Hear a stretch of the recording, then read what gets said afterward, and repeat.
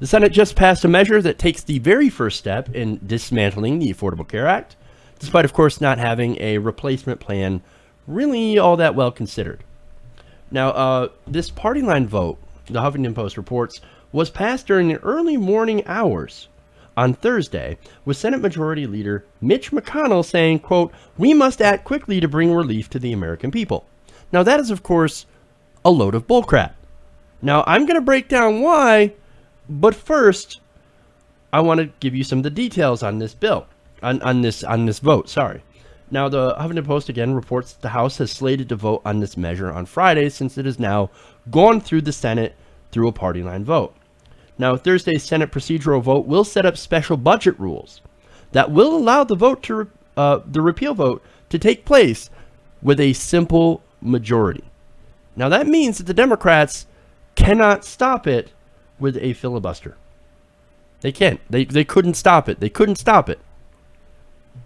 Not only that, but Republicans also discussed whether there are elements of a replacement bill that could get through at the same time with a simple majority. Again, meaning that the Democrats will be unable to do anything about these repeal bills. Still, of course, there's a little bit of an upside.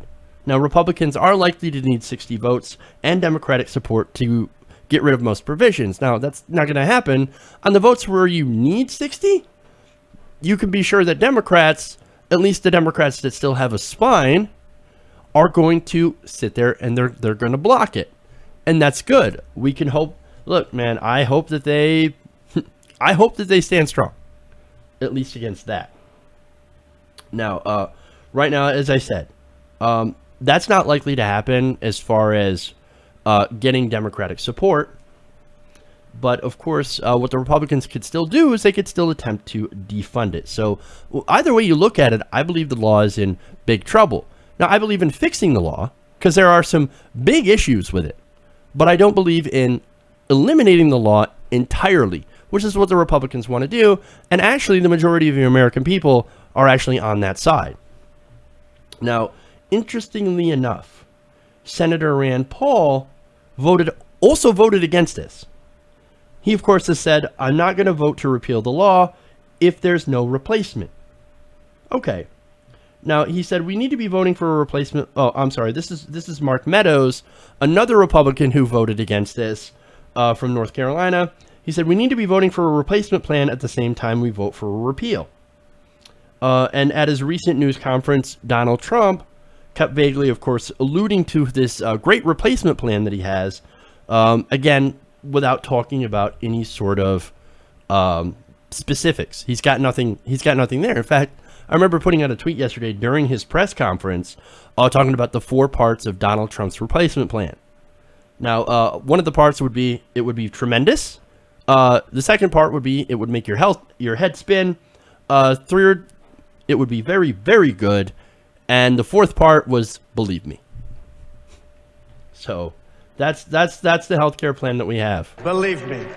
And that's what we've got.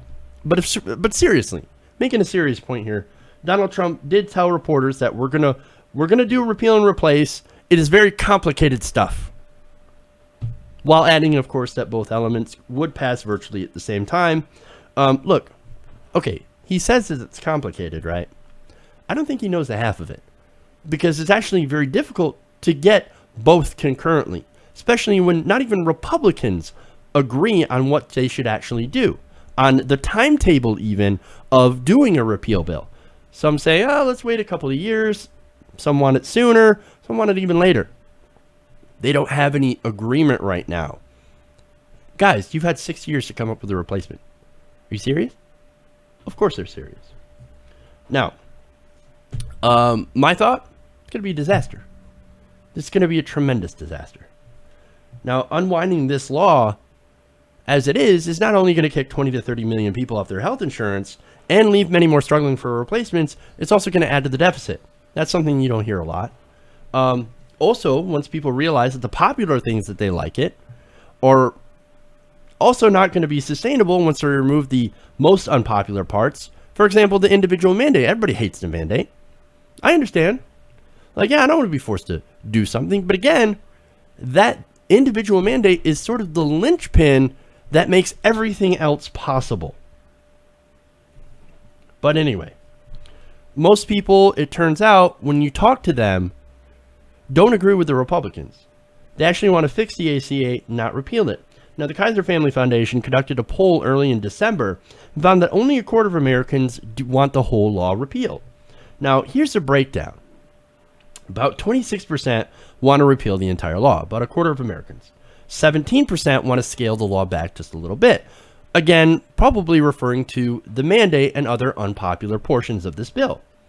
19%, however, want to continue implementing the law as it is. And a full 30% of Americans want to actually expand the ACA, make it better. Possibly, I'm in that camp of 30%. I believe that we should add a public option and we should fix some of the other stuff that's wrong with it.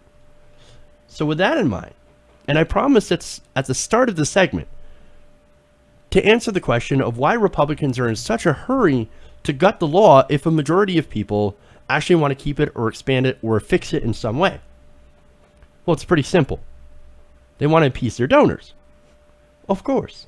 According to the Center on Budget Policy and Priorities, repealing the ACA would give 400 of the richest families in America a tax cut worth an average of $7 million each. So this is one of the taxes that they put in to actually pay for things. Now, this tax, okay, so this tax actually is for to be able to help pay for the subsidies that middle class people, that regular people can get through the ACA to help them pay for their insurance premiums. Okay, so this tax is on people making over $250,000 a year for couples, or $200,000 per a single person. So this tax hits very, some pretty wealthy people. Okay. Well, Republicans, they want to get rid of that. They don't like taxes. And of course, Republican donors don't like paying extra taxes. So that's the first thing that they're going to get rid of. That's why they want to get rid of the ACA so bad. It is this surtax. Now, the surtax is basically expands on the existing Medicare payroll tax. Now, the tax, again, applies exclusively to incomes above $250,000 a year. But basically meaning that people with higher incomes will end up paying that tax. Again, Republicans don't like that tax. How dare you make rich people pay a tax that helps poor middle-class people be able to afford their insurance premiums? No, we're going to get rid of that because millionaires and billionaires and people who are exceedingly wealthy, well, they deserve tax cuts more than you deserve health care, obviously. And see, that's the real reason they're in such a hurry to repeal the ACA. Their donors are saying, give me the money. I want that money. I don't want to be taxed anymore. That extra $7 million should be in my pocket, not in your health care. As far as Donald Trump doesn't understand the complexities of the law. And he's also like, hey, give me the money. But don't worry, we're going to replace the ACA with something so much better, but we're not going to pay for it through taxes. And that's what's going on here. And honestly, look, if you really want to replace the ACA with something better, you expand Medicare to all. That's it. Nothing else is going to work. Job done. Okay? Like, any other plan the Republicans come up with is either going to be too expensive or it will end up leaving too many people out. Now, if Trump really wanted to pull a fast one on everybody, he'd be like, yeah, Medicare for all. That's the solution. Let's do it.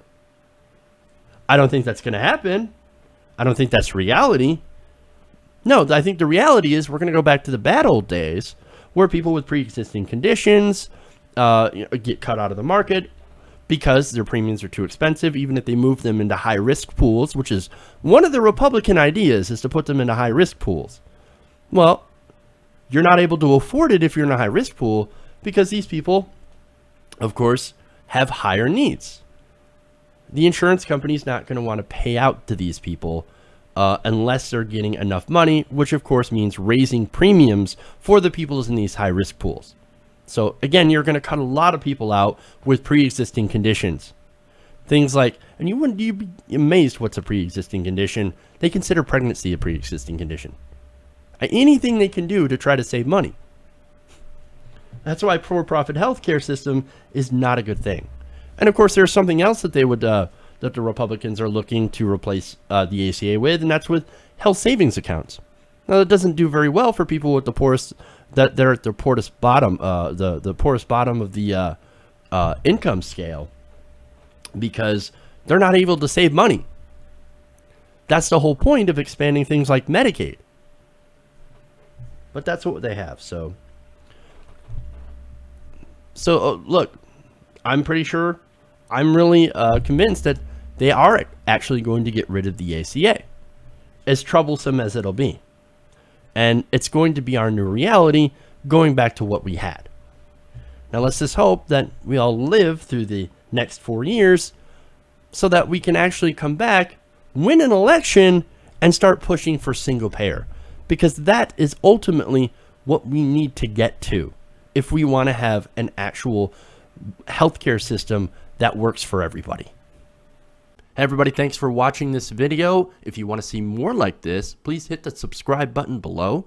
And if you want to support truly independent, non-corporate media, go to our Patreon page and become a patron. Patreon.com/TYTNation.